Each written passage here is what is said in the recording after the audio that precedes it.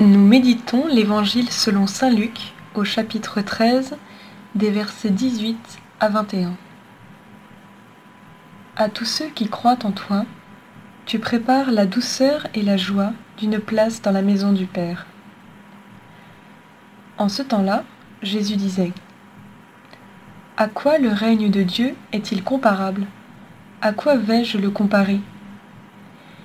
Il est comparable à une graine de moutarde qu'un homme a prise et jetée dans son jardin. Elle a poussé, elle est devenue un arbre, et les oiseaux du ciel ont fait leur nid dans ses branches.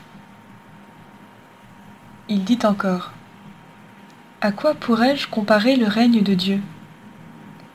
Il est comparable au levain qu'une femme a pris et enfoui dans 3 mesures de farine, jusqu'à ce que toute la pâte est levée.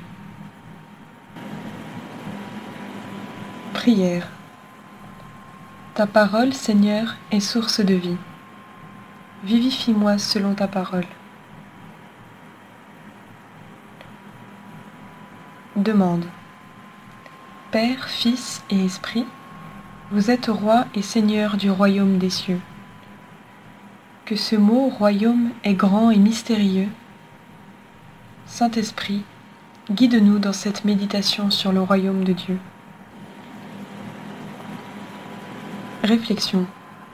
Premier point. Le royaume de Dieu existe. Nous ne pouvons en douter. Jésus l'affirme devant Pilate. Mon royaume n'est pas de ce monde. Pilate lui dit : Donc tu es roi. Jésus répondit : Tu le dis, je suis roi. Ce royaume n'est pas une réalité humaine.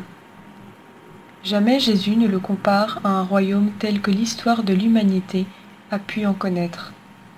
Il est d'un autre ordre. Il existe dans le présent.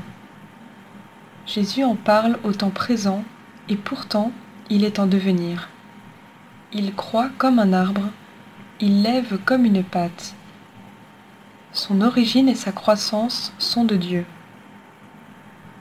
Le grain de sénévé et le levain sont donnés par Dieu, mais il a besoin de la collaboration active de l'humanité.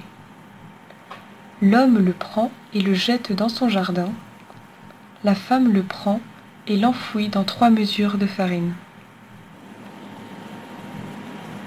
Deuxième point.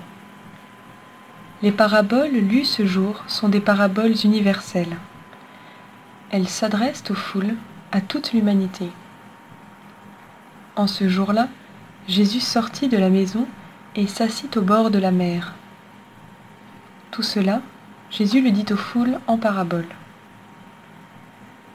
Tout homme est invité à reconnaître la seigneurie du Christ et à se mettre, par obéissance, sous son autorité.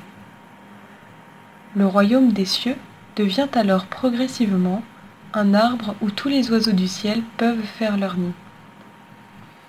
Dieu accepte, sur le chemin terrestre de son royaume, tous les oiseaux, peut-être même ceux qui volent le grain de sa parole déposé dans la bonne terre.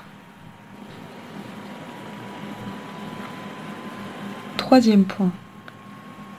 Si pour beaucoup ce royaume grandit, on ne sait comment, tandis que l'on dort ou que l'on se lève nuit et jour, pour d'autres il est souci d'amour. Ces 2 paraboles du grain de sénévé et du levain dans la pâte ne se lisent pas sans les paraboles suivantes, le trésor et le négociant en perles, dites dans la maison pour le cercle d'intime de Jésus. Alors, laissant les foules, il vint à la maison. Le royaume de Dieu devient, pour ses proches, une réalité pour laquelle on donne tout, qui devient l'essentiel de la vie. Nous ne sommes alors plus seulement sous l'autorité du roi, nous lui sommes unis par les liens de l'amour.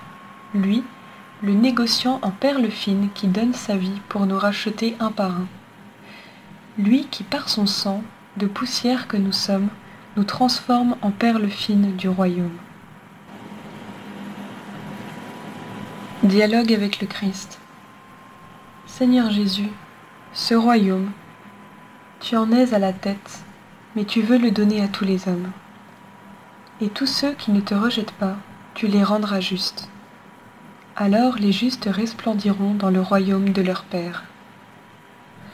À tous ceux qui croient en toi, tu prépares la douceur et la joie d'une place dans la maison du Père. Que ne cesse notre action de grâce, Seigneur, dans la foi en cette promesse que tu nous as gagnée par ta croix. Résolution.